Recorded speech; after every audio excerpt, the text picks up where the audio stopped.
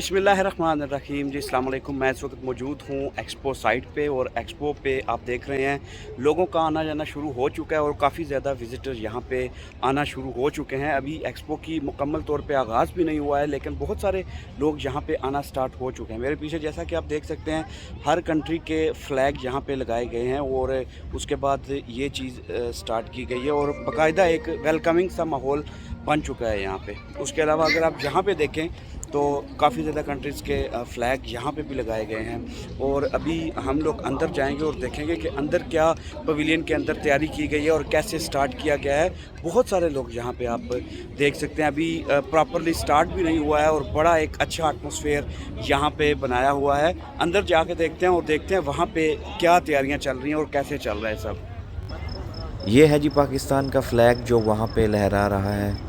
एक बात माननी पड़ेगी, जहाँ पे अपने मुल्क का नाम नज़र आता है, पाकिस्तान का नाम नज़र आता है, तो एक अजीब सी खुशी होती है। मैं अभी मौजूद हूँ पाकिस्तान पवेलियन में, जो कि एक्सपो 2020 की साइट पे बनाया गया और पाकिस्तान पवेलियन के बिल्कुल सामने अभी मेरी नज़र पड़ी है। मैं आपको दिखाता हूँ, ये है जी पाकिस्तान पवेलियन और ये पाकिस्तान पवेलियन का एक बोर्ड है। ये है जी पाकिस्तान का पवेलियन और यहाँ पे आपको क्लियरली पाकिस्तान लिखा हुआ नज़र आ रहा है, जिसके पीछे आप देख सकते हैं पवेलियन की जो तैयारी की गई है अभी ओपन नहीं है सही ये से। मेरे पीछे पाकिस्तान पवेलियन है, लेकिन अभी इंफॉर्मेशन और सोर्सेज ये बता रहे हैं कि यहाँ पे अभी ओपनिंग नहीं हुई है पाकिस्तान पवेलियन के अंदर, और जैसे ही ओपनिंग होगी इसके अंदर फिर एंट्री मिलेगी और इसकी बाकायदा तौर पे जब सेरेमनी का आगाज़ हो जाएगा और बाकायदा तौर पे एक्सपो 2020 का आगाज़ होगा फिर अंदर जाने के लिए अलाउड करेंगे। अभी फ़िलहाल यहाँ पे पिक्चर्स वगैरह ली जा रही हैं जो पाकिस्तान पवेलियन है और काफ़ी ज़्यादा पाकिस्तानी तादाद में यहाँ पे खड़े हैं, और जब इसका बाकायदा तौर पे आगाज़ हो जाएगा फिर हम आपको अंदर लेके जाएंगे और वहाँ पे आपको दिखाएंगे कि अंदर पवेलियन के अंदर क्या क्या है और क्या प्रोग्राम होने वाले हैं। अभी फ़िलहाल वैसे ओवरव्यू आपको दे रहे हैं और ओवरव्यू आपको सारे जो एक्सपो की साइट है उसका देंगे और यहाँ पे क्या क्या होने जा रहा है वो भी आपको बताएंगे।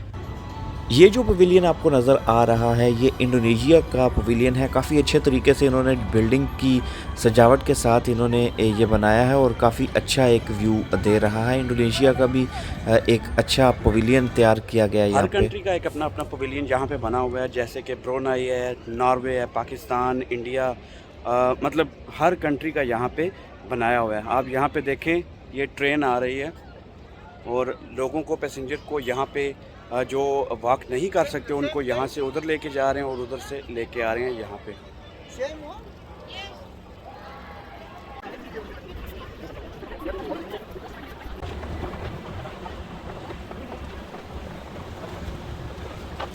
ये है जी यूके पवेलियन।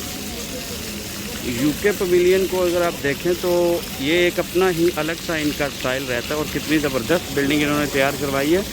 और ये बिल्डिंग के हर जो है वो उसके फ्लोर पे एक उन्होंने पैगाम लिखा है, and that is wonderful.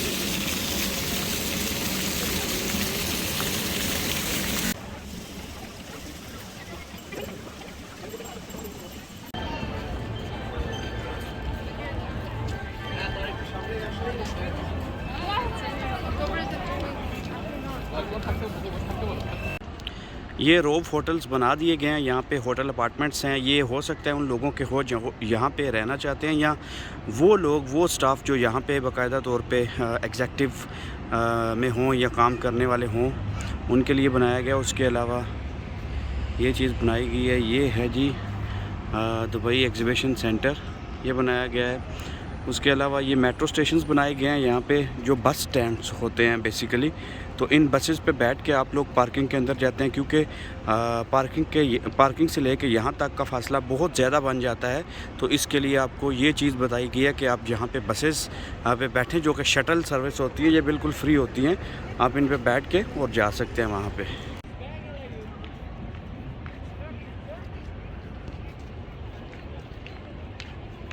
Her point पे उन्होंने एक बड़ी अच्छी तरीके से एक सजावट की गई है, लाइटिंग लगाई हुई है, ताकि लोग यहाँ पे आके बोर ना हों और कम से कम जो पिक्चर्स बनाने वाले हैं वो यहाँ पे पिक्चर्स बना रहे हैं और काफ़ी अच्छे तरीके से इन्होंने यहाँ पे रखा हुआ है। ये वसल का एक एंट्री बनाया हुआ है जो कि रोफ होटल के बिल्कुल साथ है और इसको वसल प्लाज़ा भी कहते हैं, और ये एतिसलात के कैबिन के बिल्कुल साथ बनाया हुआ है। What a wonderful view here.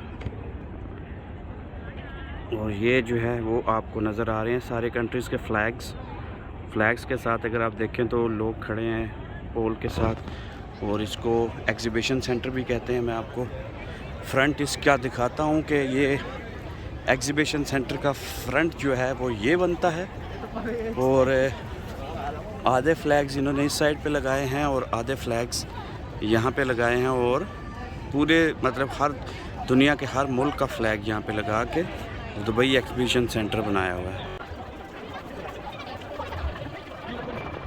سلامتكم أولويتنا القصوى لحماية أنفسكم والآخرين. نرجو منكم وضع الكمامات في جميع الأوقات والحفاظ على التباعد الاجتماعي وتعقيم أياديكم.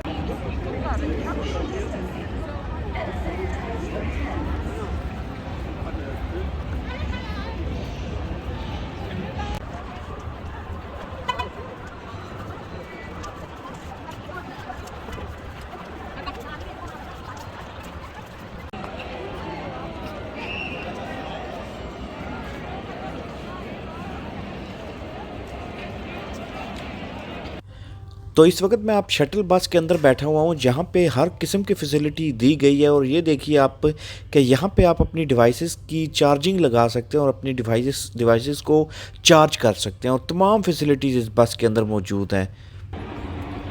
तो ये है जर्मनी का पवेलियन। जर्मनी के पवेलियन के अंदर अगर आप देखें तो बहुत खूबसूरत तरीके से इसको बनाया गया है और बड़े अच्छे तरीके से इसकी की गई है, इसको सजाया गया है।